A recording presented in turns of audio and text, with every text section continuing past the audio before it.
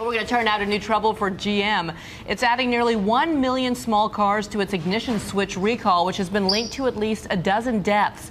And adding to the headache, the auto giant has suddenly stopped selling certain Chevy Cruze compact cars for no given reason at this point. ABC's Rebecca Jarvis has more on this developing story, including why it took more than 10 years to implement the recall.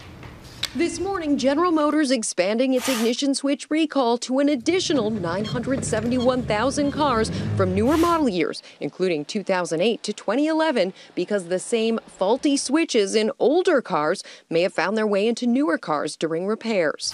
GM telling ABC News there are no known deaths linked to this recall of newer vehicles, but they're not taking chances. We have work to do to improve our process, and we are dedicated to doing that. The expanded recall coming just days after CEO Mary Barra, who took over at GM in January, issued this apology to customers, pledging to conduct her own investigation into why GM took more than a decade to recall 1.6 million cars linked to at least 12 deaths. And I can commit to you, we will put all those processes and learnings in place to make sure this never happens again.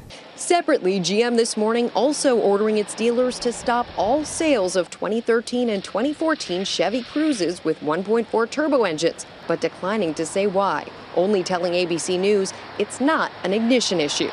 Now Congress and the federal government have launched investigations into GM's handling of the ignition recall, and class action lawsuits are mounting, as GM faces claims it misled some grieving family members about the potentially deadly flaw.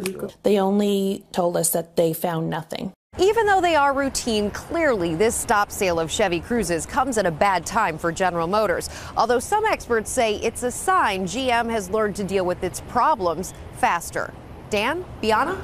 It's fair to say this new CEO's honeymoon period is over with the company. Absolutely.